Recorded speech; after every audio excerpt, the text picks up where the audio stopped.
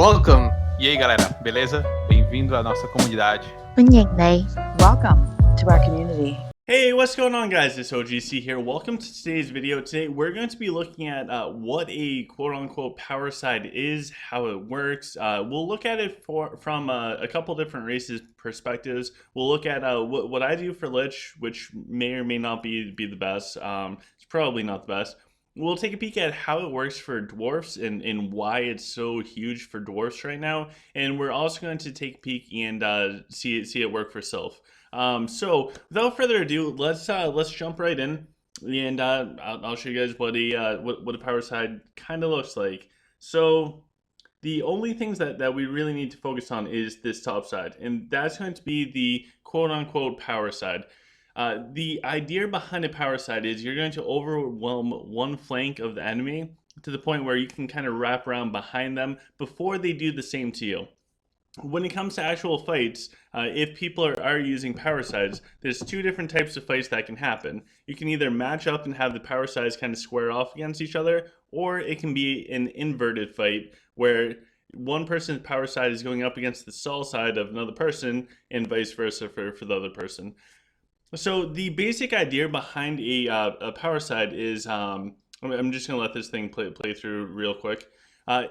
It's all kind of centered around the heroes and at Avalon. So if we look at this basic formation, the only thing we need to worry about is the top left-hand corner. And for up there, we can see that the heroes are pretty much tanking up the front side. And I think that's what really separates this type of power side from what we used to see with like the Denji with the double Warhorned archers and the double yips and all that type of stuff from the past. What it looks like now is more of just a hero pushing on one side. So in order to accomplish this, everything's kind of centered around your dragon and your Avalon placement. You need a good Avalon placement so that the appropriate heroes get the Warhorn and can kind of run forward. So if you see where my Avalon's placed in that middle portion, as far as where you can put heroes, there's like 5 going down. Avalon would be in the third or directly in the middle. He can effectively affect, I like that one. He can affect all the heroes in that line with Warhorn, and also kind of over at least one column. So the reason why I think the Dragon and Avalon matter so much in this, I mean all the heroes do, in how you actually place them, what they're equipped with, the artifacts, all these like little factors will determine what it looks like for you. But the reason why I think the Avalon placement is huge is because the Warhorn will give the heroes the push in order to accomplish their goal, which is to collapse the side. The dragon, if you're relying on the dragon for the power side, which somebody like me, I need my dragon to push through. I cannot do it with just heroes. Because of that, I want the dragon to run straight up, get in the fight as fast as possible to start doing his energy pulses. So I want the dragon to be Warhorned. So one of the big downfalls of Lich is you don't have a turtle, and it's very hard to get more heroes in that power side push and kind of put the Onyx Dragon or whatever dragon off to the side. I'll show you a perfect example of that later on. So for this, you have Paladin and Gladiator heroes up front to kind of take the brute of the damage. So things like Gafgar. Gafgar is sleeper OP. He's a really good tank for any race. So if you have the space and you need more tankiness, Gafgar, Bane, Varian, of course, is huge. Belrog, as long as your Belrog doesn't just get sniped down right at the start, he's going to carry you hard. You'll see a lot of Raxiuses kind of up front. Usually they'll have the mage set on so they don't just instantly get killed. There's a few reasons for Raxius to be in on the power side. The first one is with the mage set, I mean, you have 5 seconds that it's not going to die. That's really not the reason. The real reason behind it is the lanterns. So the lanterns will affect your hero. So the increased attack speed and everything else, it will affect your heroes. And also for a lot of races like Dwarf, they'll be using snipers, and they want to get the snipers shooting as fast as possible so they can win that side. Other big things to consider is Denji placement and his pathing. So how he moves forwards, you want your Denji to be in a great spot. You want your Bazarix to be protected, although you want your Bazarix to be in the fight. Where you put your Rufio matters for the push. Making sure your dragon walks where you want the dragon to walk to. That's called pathing. I'll show you a little bit more about that later on. But controlling the movement of your dragon is everything.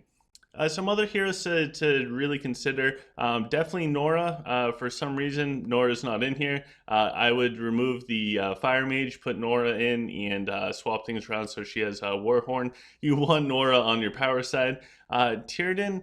Tierden will heal your heroes, and they also have a shield. It's also a paladin, which if you have the tier 13 research, I mean, I'm not saying Tierden's tanky, but she's going to help out your tanky heroes a lot with the healing. You definitely want the Lunella in there, in Jax, of course. There's so many different options that you have for your power sides, but this is just the example of what I use. So let's go jump and let's check out a friend of mine.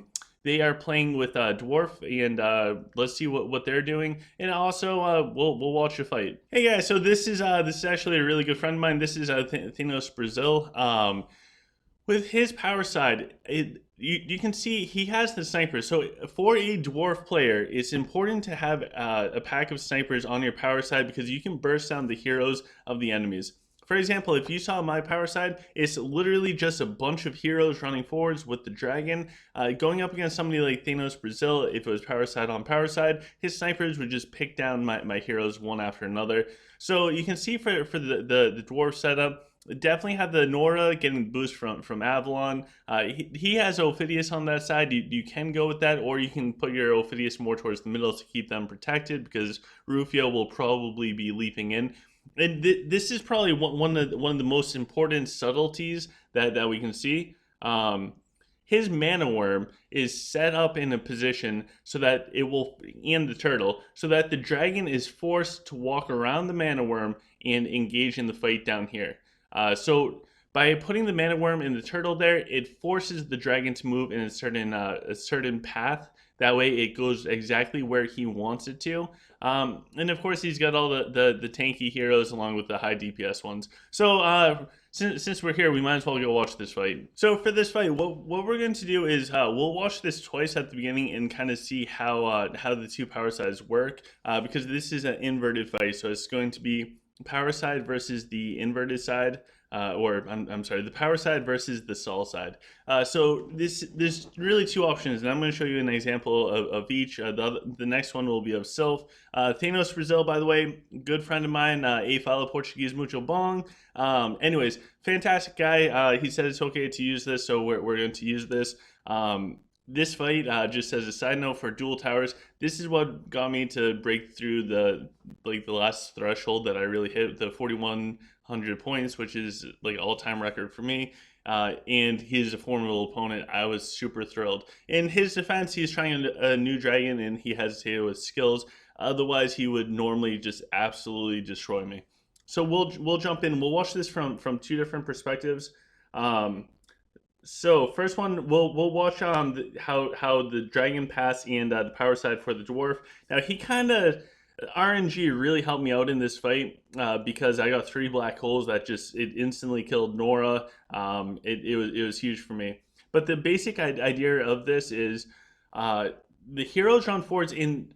I don't know if you guys could see that with how his dragon, if you just watch his dragon and how his dragon moves, is forced to walk around the mana worm, which is then going to put it down in that bottom area with all of the other heroes.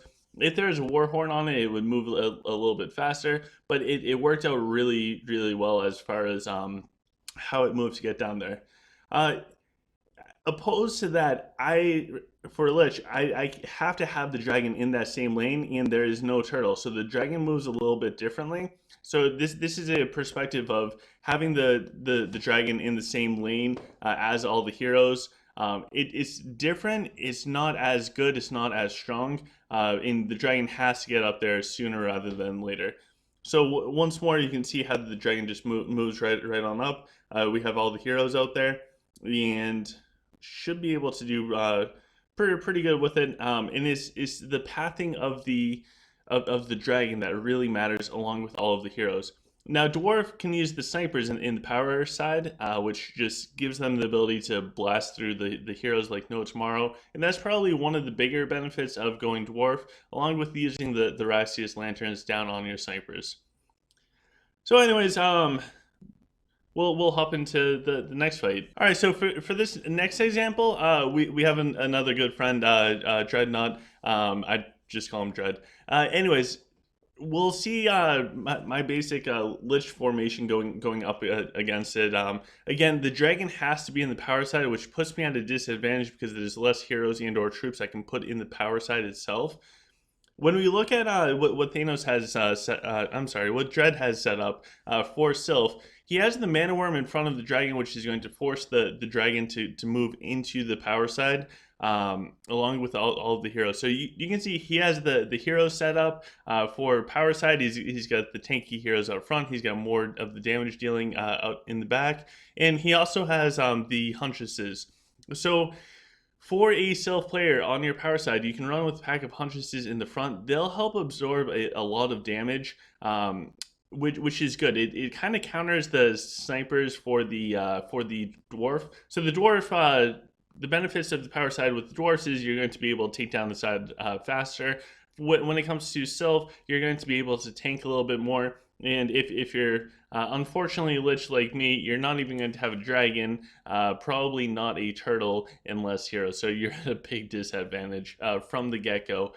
So let's go check this out, see how this works. All right, so for this one, I did not ask Dread if I could use this this replay. I highly doubt that he cares. It's a really solid win for him. But we'll go check this out, and this one goes a little bit longer than how it was with Thanos, because this is not an inverted fight. This is power side on power side, and we can see the differences between having snipers versus having huntresses versus having neither. So we'll jump on in and we'll slow this down. So we're just gonna focus on this top portion, and that's it. The things to look out for, what I highly recommend watching for is the movement of the dragons. The skill usage is going to be everything as well, because you need the good targetings, or just skill orders in general. But really pay attention to where the heroes move to and how the dragons move. When Toby talks about spending a lot of time looking at his formation, he'll spend a lot of time looking at the formation, but then you also have to test it out and see how everything moves. Because just moving your Balrog one hero spot over might get it to a spot where it's going to live forever. Same thing with the dragon. Just moving your dragon slightly might change its whole path forwards to either benefit you or not benefit you, and then you just make it kind of like a little adjustments, as if you were fine-tuning a motor vehicle. So focus on the dragons and the heroes. So you can see Dreadnought's Balrog and Denji all move up to the top side. His Denji gets in kind of deep, so his heroes wrap around. Watch his Balrog and his Denji. They wrap around the Huntresses onto that top area, and that will allow him to get in nice and deep along with the Bane. So he can wrap around that way. With the Sylph and the pathing, it's really good because the Huntresses will absorb a lot of the damage. So once more, we'll just go from the beginning. The only other thing that did not work out super well in his favor was that his dragon was not forced into the power lane, so it kind of stutters around a little bit. It helped me out tremendously, which is the only way this like I survived long enough. You'll also see a lot of Rufios kind of jumping in. With the Leo's Pride proc, if they can take out the squishy backline heroes of the enemy, that helps out tremendously. The dragons, they're going to do a ton of damage, and the Noras, if they have the true rubies, those are going to be huge damage things.